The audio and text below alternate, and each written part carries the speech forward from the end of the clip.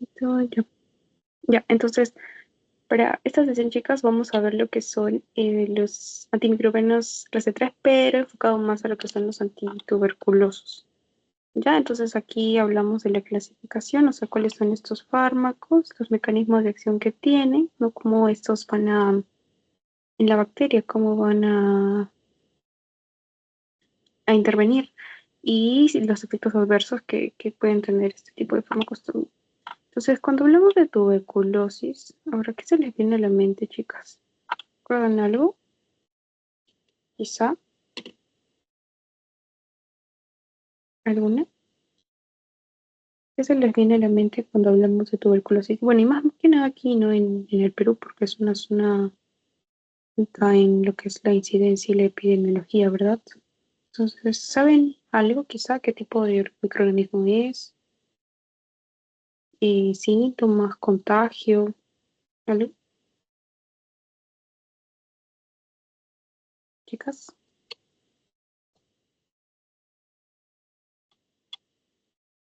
¿no? Ya, entonces, bueno, vamos a empezar entonces. Ya cuando hablamos de tuberculosis, entonces nos recordamos del Mycobacterium tuberculosis, ¿verdad? Así es su mismo nombre. Entonces, quiere decir que son micobacterias. Entonces, estos son tipo de bacterias, pero son bacilos conocidos como ácido alcohol resistentes, ¿no? Entonces, hay técnicas especiales para diagnosticar este tipo de bacterias. No es nada convencional como que un cultivo, una tinción gran, ¿no? Sale, ¿no? Porque no es este tipo de microorganismos, son bacilos ácido alcohol resistentes. Entonces, este tipo de bacilos ácido resistentes no solo está el Mycobacterium tuberculosis, sino también además de causarte tuberculosis, puede también, ¿no? Porque está el lepra, para la lepra o infecciones también por el Mycobacterium avium, que es intracelular, ¿no? Entonces, pero más que nada nos enfocamos en lo que es la tuberculosis que está causada por esta micobacteria. Entonces, este más que nada, para recordar, cuando hablamos de tuberculosis, afecta a nivel pulmonar. Sin embargo, su forma de contagio, por ende, va a ser pues, por lo que son las gotículas, ¿no?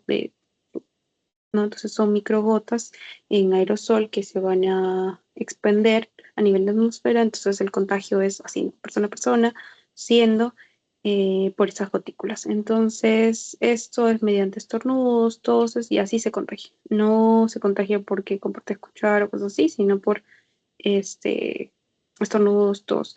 Y hay factores, pues, de riesgo, ¿no? Que son, por ejemplo, el vivir en un lugar hacinado, ¿no? El no tener una buena alimentación, algunos hábitos que no deben nocivos, ¿no?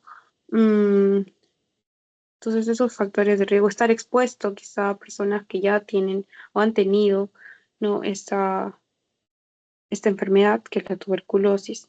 No entre la clínica, entonces recordar que como es a nivel pulmonar van a haber síntomas así, signos y síntomas así. Entonces, más que nada, ¿no? Cuando hay sudoraciones nocturnas, ¿no? Fiebre por más de 15 días, cuando hay esa tos, cuando hay expectoración también, ¿no? Que muchas veces también se asocia con la hemoptisis, no sangrado por la nariz, eh, perdón, sangrado por la boca, hemoptisis, pérdida de peso, entonces esas características pueden indicar, ¿no? Más factores que el paciente llega y te dice, sí, yo vivo, o quizás zonas también, ¿no? Aquí en Lima, entonces te dan el índice y la sospecha de que sea una tuberculosis, entonces para eso tú ya, en laboratorio, el otro ciclo te van a decir lo que es lo que tú debes de pedir, en este caso, y para poder pues tú también dar lo que es el tratamiento. Por el tratamiento, no sé cómo le han enfocado su clase, no tuve acceso, pero se basa, ¿no? En lo que dice la OMS o en lo que le establece el MINSA. Entonces, voy a presentar brevemente, porque como estoy llevando también terapéutica, entonces también llevé este tema. Entonces, brevemente, más o menos, cómo es el enfoque de la Organización Mundial de la Salud y cómo es el enfoque de MINSA. Ya, entonces, pero para esto, más que nada, recordar que el tratamiento de primera línea, sí o sí, los que se deben aprender sí o sí van a ser estos cuatro, ¿no? La isoniazida, la piracidamida, la rifampicina y el etambutol. Entonces, esos son el tratamiento base, el tratamiento clave para la tuberculosis, siempre y cuando pues sea sensible, ¿no? Va sensible, sensible. Si fuera alguna forma de resistencia o, bueno, forma de resistencia que vamos a ver más adelante, como si hablamos de MDR, XDR, resistente, ya eso es distinto, ya ahí cambiaría el esquema habitual. Pero si no, se lleva a cabo por este tipo de, por estos 4 fármacos que son los de primera línea. Ya, entonces, bueno, aquí hay una breve imagen que lo voy a explicar a continuación. Más que nada, aquí vamos a ver cómo los antituberculosos van a actuar a nivel de mi micobacteria. Ya las fluoroquinolonas, quizá ya tocaron este tema, algunas, ¿no? Como el levofloxacino, que van a también poder ser parte del esquema de tratamiento. La rifampicina, como estábamos hablando, que es la primera línea, ¿no? Que esta actúa a nivel lo que es inhibir la síntesis del ARN, ¿no? Mediante la acción del ARN polimerasa. Streptomicina también se puede dar, pero no es como en la primera línea. Entonces, si vemos otro tipo de fármacos, sí se pueden dar, pero siempre y cuando el paciente pues, no sea sensible, tenga algún tipo de resistencia o eh, algo que esté evitando, me puedes darle el tratamiento habitual, que es la rifampicina, la isoniazida, el etambutol y la piracetamida.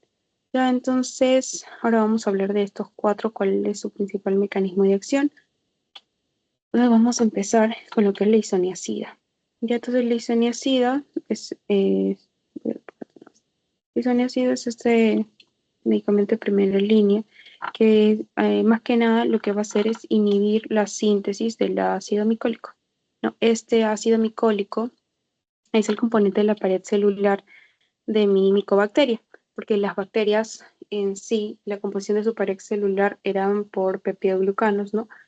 Todos disacáridos, pero no eran los ácidos micólicos. Es por eso que es ácido alcohol resistente, ¿no? Porque tiene en su pared celular el ácido micólico. Entonces, al inhibir este tipo de eh, componente de la pared celular, pues desestabiliza esa pared celular, por ende, pues la bacteria va a morir, ¿no? Entonces, importante aquí recordar que la isoniazida va a presentar resistencia bacteriana siempre y cuando haya mutaciones en este gen, que es el CATG.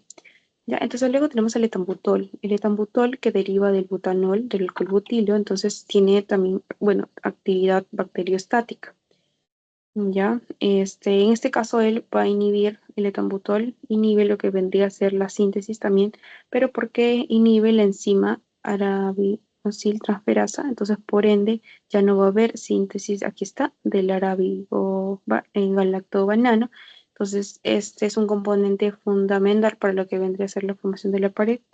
Por ende, pues tampoco va a haber una pared estable, entonces la picobacteria no va a tener un desarrollo, por ende, pues eh, va a morir, ¿no? Entonces, estos actúan a nivel de la pared, la formación de la pared de esta micobacteria. Luego vamos a hablar sobre la piracidamina, ¿no? Y lo que nos falta, la rifampicina. Bien, entonces, de igual manera tenemos la piracidamina, deriva de la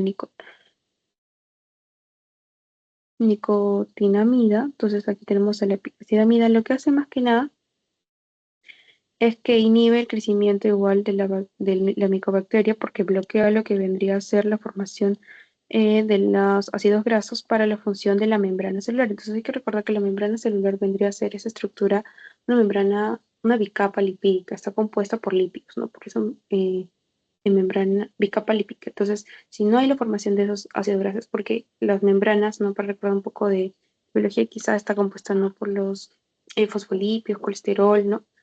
Entonces, si no hay esa formación de los ácidos grasos, entonces no va a haber una estabilidad, una función adecuada de la membrana y no va a ser muy permeable porque va a perder esa permeabilidad, entonces de igual manera van a entrar eh, a la bacteria para cosas que no deberían, ¿no? Entonces, como no hay esa señal o ese paso para sensibilizar, entonces eso también generaría pues la función de la micobacteria. Y también pues puede inhibir lo que es la traducción del ribosoma del ARN mensajero. Ya hay que recordar que eh, esto va más que nada a nivel pues ya del ADN, el ARN, a nivel de síntesis proteica. ¿Ya? Y a nivel de síntesis proteica lo relacionamos con que esto, al alterar o al inhibir ¿no? Este tipo de mecanismo que la transducción, pues por ende no va a haber lo que son la formación de estructuras para la micobacteria. Entonces, por ende, si van a faltar elementos porque se ha inhibido, entonces no va, se va a estructurar completamente, entonces tampoco va a haber la proliferación, la replicación de esta. Ya entonces tiene esos mecanismos de acción. Ahora, en cuanto a la rifampicina, este es de amplio espectro, no, no solo en el tratamiento de TBC, sino también puede darse en gram positivos, gram negativos, ¿no? Y para el microbacterio tuberculosis. Entonces, este más que nada va a actuar mediante la subunidad beta, ¿no? De la ARN polimerasa, dependiendo del ADN. Entonces, va a impedir, por ende, que la enzima se una al ADN e inhibe pues una transcripción que vendría a ser del ADN al ARN. Entonces, recordar que pasan por etapas, ¿no? El ADN, el ARN va a lo que son los aminoácidos forman lo que son los codones y los codones me van lo que son la proteína, ¿no? Que voy yo a traducir, ¿no? Entonces, si ya no va a haber ese paso de convertir el ADN en el ARN, entonces no se va a producir nada, no va a haber proteínas, no va a haber tampoco estructura para formar pues la micobacteria. Entonces, eso a nivel de estos tipos de fármacos. Ya, y bueno, más que nada, aquí hay algunas características este, farmacocinéticas. Estos se administran por vía oral, todos, pero también podría por vía intramuscular, la isoniazida, o por vía intravenosa, la rifampicina. Mayormente tienen una excreción de tipo renal, el etambutol puede tener fecal y la rifampicina puede tener biliar. La disponibilidad oral de los cuatro es al 100%. Ya, y también algo importante es hablar sobre los efectos adversos, ¿no? Entonces estos efectos adversos no se olviden. Igual el tema de tuberculosis, epidemiología, tratamiento, nunca lo olviden porque como les mencioné al inicio, la tuberculosis aquí en Perú tiene bastante incidencia y epidemiología, entonces van a llegar bastantes casos, ¿no? Nuevos, ya tratados, resistentes, y no solo a nivel pulmonar, ¿cierto? Me falta decir, también puede diseminarse a otros lados, entonces puede ir al cerebro, a columna, al aparato genitourinario, puede ir también a nivel del epidídimo, ¿no? El aparato reproductor masculino, el femenino también. Entonces, a nivel de la piel también puede haber tuberculosis. Entonces, a nivel del aparato digestivo también, ¿no? Entonces, tiene bastantes lugares donde puede diseminar, migrar. Y esto es más aún si es que el paciente es un paciente inmunosuprimido, quiere decir que se asocia pues a otra enfermedad. Y más que nada la TB tiene bastante relación con personas con VIH. Entonces, cuando llega también un paciente que sospecha por TB, también pedirnos el descarte de VIH o de VIH, pedirnos su prueba para TBC. Entonces, eso es importante. Ahora, conocer los efectos adversos, importante para el tratamiento y porque también en el caso del isoniazida, uno va a tener que dar un medicamento adicional, ¿no? Que es la piridoxina, que es la vitamina 6. ¿Y esto por qué? Porque no se olviden y recordemos que el isoniazida va a producir lo que es la neuropatía periférica o la neuritis periférica, ¿no? Entonces, esto va a causar, tu paciente va a venir diciendo pues que tiene hormigueo, este, no lo que son las parestesias, falta la sensibilidad. Entonces, eso es porque si es que, si es que usa lo que es la isoniazida, entonces puede que esté pasando por una neuropatía periférica o una neuritis periférica. Entonces, esto es por la deficiencia de la piridoxina, que es la vitamina B6. Entonces, tú a tu paciente, si empieza el esquema, ¿no? Y es sensible y le das, ¿no? De tamotol, necesidad rifampicina, entonces tú a su vez también tienes que añadirle lo que es la piridoxina, ¿no? Parece que era 100 miligramos. Entonces, ahí le añades. También puede, ¿no? Pero es raro causar lo que es una encefalopatía tóxica, convulsiones, tal vez en alguna anomalía hematológica como que la granulocitosis o anemia o trombopenia. El etambutol, lo más importante aquí, el efecto adverso más usual, no principal, lo he remarcado ahí. En ese caso del etambutol es lo que es la neuritis óptica. Entonces tampoco se olvide, neuritis óptica. Entonces alteración a nivel de la visión. Ya, pero también podría causar hiperuricemia, la hepatitis. Ahora, lo que causa mayormente hepatitis, ¿no? La piracidamina o la rifampicina. Estos sí causan hepatitis. Ahora, la piracidamina hay que tener cuidado porque puede causar lo que es una hiperuricemia y por ende gota. Entonces, pacientes que quizá tengan el antecedente de gota hay que tener cuidado con el manejo de este medicamento. Y la rifampicina mayormente a nivel de la función hepática, por eso es que principalmente hepatitis, ¿no? Entonces puede haber una alteración en lo que es la bilirrubina, las transaminasas, en alteración en el perfil hepático. Entonces, hay que tener esto en cuenta porque, por ejemplo, está el tratamiento y pedimos, ¿no? El laboratorio y vemos que el perfil hepático está elevado y vemos que está en uso de rifampicina piracetamida del tratamiento de TEV. Entonces, podría ser, ¿no? Que esa elevación se deba por esto, porque genera este efecto adverso a nivel del hígado. Entonces, hay importancia. Entonces, aquí están las formas de resistencia, ¿no? En principio les dije que el tratamiento inicial es los 4 fármacos: isoniazida, rifampicina, etambutol, piracidamina. Sin embargo, cuando hay una resistencia a alguno de estos, a 2 de estos o a todo estos, entonces se cambia el esquema de tratamiento. Y cada forma de resistencia va a tener su nombre. Entonces ahí les van a hablar de una T multidrogo resistente. Cuando habla de multidrogo resistente o una MDR, quiere decir que tiene resistencia a isoniazida y rifampicina. Solo esos dos, ¿eh? Entonces te dicen paciente es resistente a isoniazida y rifampicina, que es multidrogo resistente. Si te dicen que es extremadamente resistente, no, pre-XDR, una cosa es pre-XDR y una cosa es XDR. No, el pre-XDR quiere decir que es resistente a la isoniazida más la rifampicina, no, porque eso significa que es multidrogoresistente, y a cualquier fluoroquinolona, porque les dije que también podrían utilizarse en el tratamiento de la TB las fluoroquinolonas. Entonces, por ejemplo, la levofloxacina. Entonces, si es resistente a la isoniazida, a la rifampicina y a la levo, entonces ya es un pre-XDR. Y cuando se convierte en un XDR, un extremadamente resistente, un extensamente resistente, pues cuando es multidrogo resistente a la fluoroquinolona y a fármacos del grupo A, que ahorita vamos a ver cuáles son. ¿Ya? Y luego la poliresistente, que es a más de un antituberculoso, pero que no sea ni la isoniazida ni la rifampicina. Entonces, si ya tiene isoniazida, entonces ya no es poliresistente, tendría que ser los otros, ¿no? Etambutol o piracidamina. Si es etambutol y piracidamina, es un poliresistente, pero si tiene ya isoniazida, entonces ya no sería un poliresistente. Ya. Entonces esa es la característica de las formas de resistencia. Ya, entonces como les comenté, les voy a dar como que un alcance pequeñito.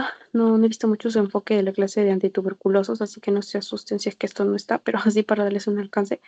No, esto es más que nada terapia basada en lo que es la OMS. Sí. Entonces aquí ellos te dicen, ¿no? Una farmacoterapia para una TB sensible, les dije, ¿no? Que no hay resistencia, le das los tratamientos comunes. Entonces ahí está isoniazida, rifampicina, piracidamida, tambutol. Y le das, ya, todos.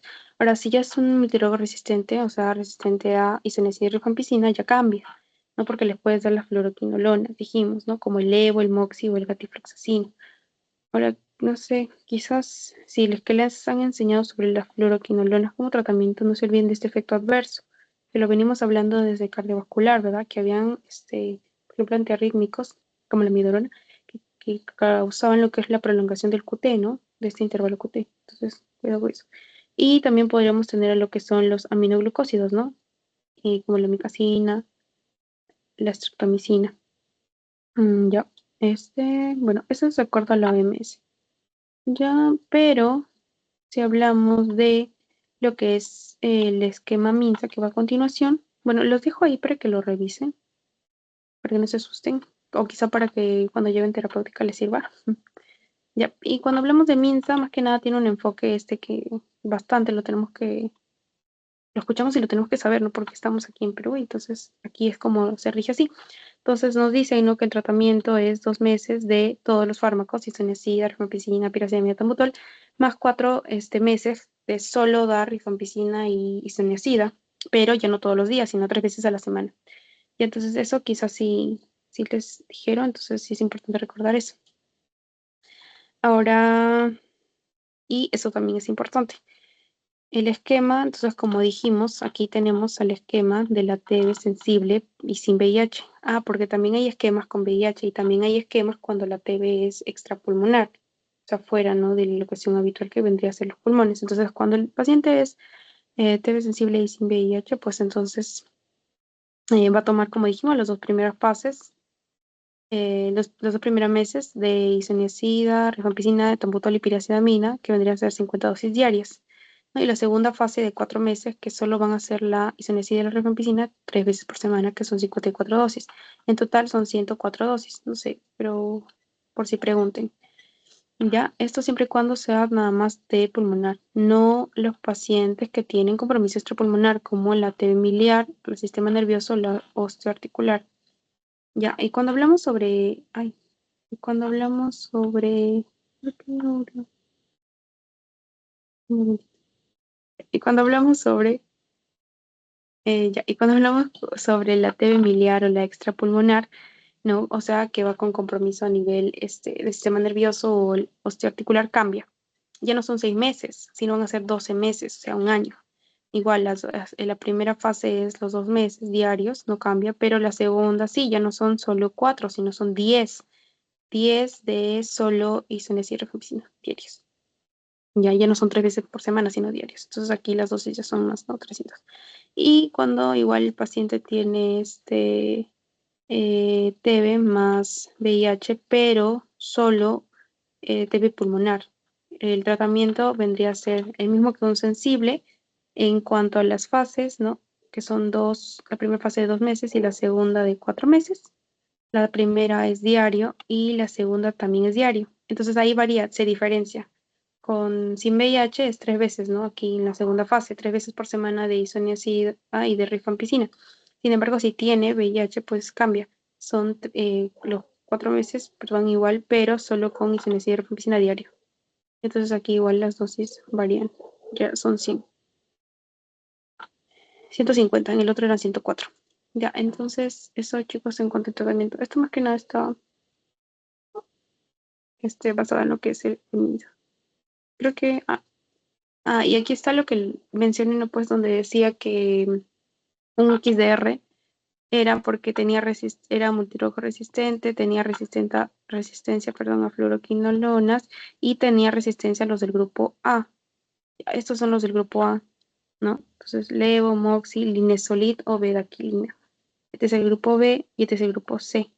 Ya, ahora hace rato también hay una tabla, ¿verdad? Que dice grupo A, B, C, pero eso es de acuerdo a la OMS. Entonces, supongo que lo que más valdría aquí es lo que dice el MINSA. Entonces, esta es la otra clasificación que tiene MINSA cuando hay una TB multidrogo resistente. Ya tenemos el grupo A, que más que nada son las fluoroquinolonas, las dos, bueno, linezolid y la bedaquilina. El grupo B, ¿no? La clofazimina y la cicloserina. Y el grupo C, donde también consideran algunos carbapenens que acabamos de ver, ¿no? El imipenem y el melopenem, etambutol, ¿no? Amicacina. Bueno, chicos, ahora ya tenemos aquí lo que son algunas preguntas. Entonces, dice, ¿qué fármaco se recomienda para tratar la mayoría de las personas con TB latente? Ya, esto quizá no mencioné muy a profundidad porque les dije que eran los 4 fármacos, ¿verdad? La rifampicina, la isoniazida, el tambutol y la piracidamida. Sin embargo, se considera la isoniazida como el de sí o sí. Y más que nada, cuando hablamos de una TB latente, lo que vas a dar en primera instancia va a ser la isoniazida. Ya. Entonces, no se olviden, por si preguntan en TB latente y isoniazida. Igual me parece que en el cuadro también estaba, pero se lo mencioné, ahora se los menciono. Ahora, la otra pregunta es, ¿qué fármaco inhibe la ARN polimerasa de la micobacteria? Sí dijimos, ¿verdad? El que inhibe la ARN polimerasa, o sea, que va a impedir que el ADN se convierta en ARN, ¿verdad? Así era, sí. Dijimos que era la rifampicina. La rifampicina, ¿ya? La rifampicina. Entonces no se olvide. Ahorita si no volvemos a hablar un poco del mecanismo de acción de los dos para no confundirlos.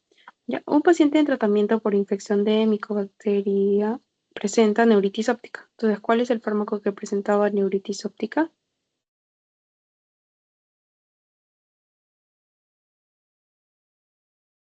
etambutol. El etambutol. La isoniazida que causaba. Neuritis periférica. Entonces tú a tu paciente le tenías que dar suplementos de, ¿verdad? B, C, ¿verdad? Y la rifampicina y la piracidamida más que nada eran hepatotóxicos. Ya, hepatotóxicos, ya neuritis. Ya, ¿a qué fármaco puede conferir la resistencia de las mutaciones del gen CAPG? Ya, ese sí. ¿Recuerdan que les dije? Isoniazida.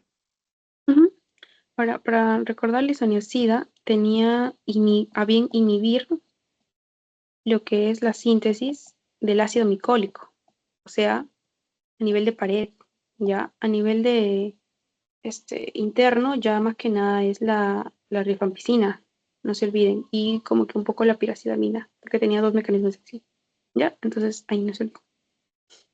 Ya chicos, entonces hasta ahí sería todo, no sé si tuvieran alguna pregunta.